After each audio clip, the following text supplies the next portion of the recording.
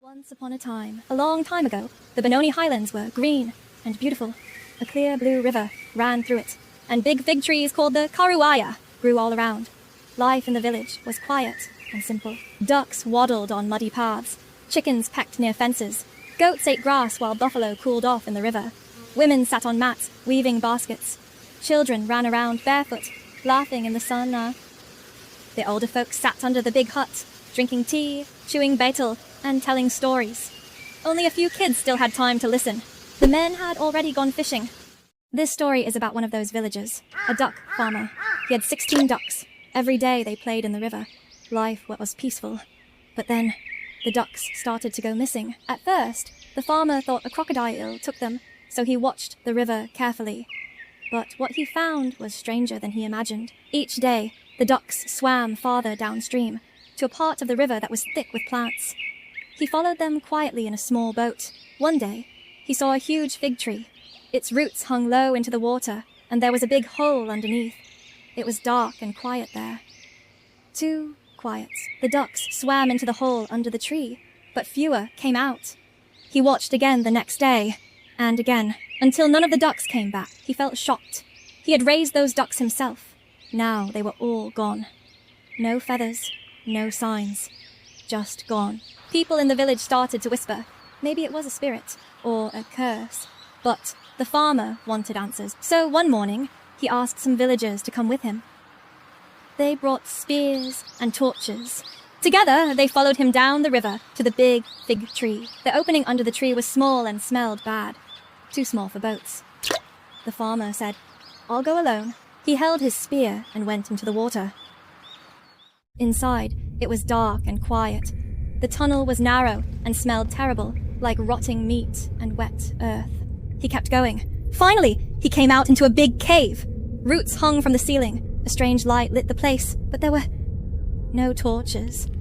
Then he saw them. Dead animals. Goats, chickens, buffalo, and his ducks. They were floating in the water, stuck in the roots. He moved closer. Then something moved under the water. A big shadow. Then, two golden eyes opened. They were huge, bright, watching. The farmer stood still. The creature sniffed the air.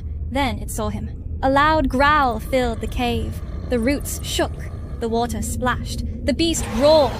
The farmer threw his spear. It hit one of the glowing eyes. The beast screamed. The farmer turned and swam back as fast as he could. Roots scraped him. Mud filled the tunnel. He came out of the tree hole and yelled, "Tambuakar! Tambuakar!" The villagers looked at him in shock.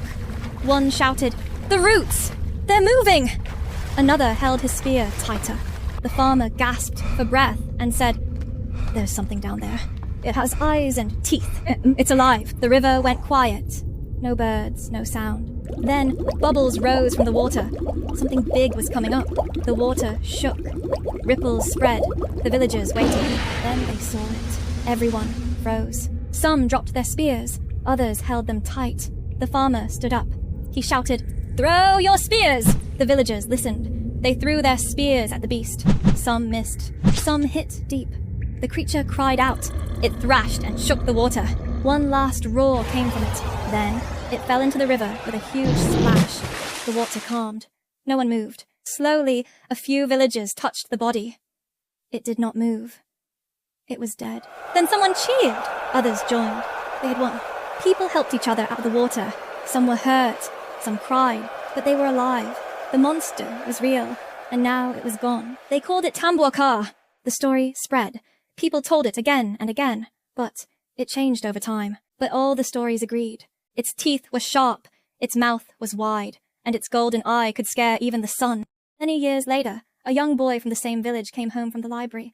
He had a picture book about ancient animals. He sat and read quietly. Then he turned a page and stopped. There was a creature with a long neck and sharp teeth. It lived in the water. He began to draw it in his notebook. His mother walked by. She looked at the page. Then she froze. "That," she said, "is Tambuakar." The boy looked up. "You know it? My mother told me stories," she said. "She saw it when it was dead. She drew a picture. It looked just like this. Except the one from the story had feather." The boy looked back at the book. Maybe, just maybe, the old stories were true. Maybe Tambuakar was real after all.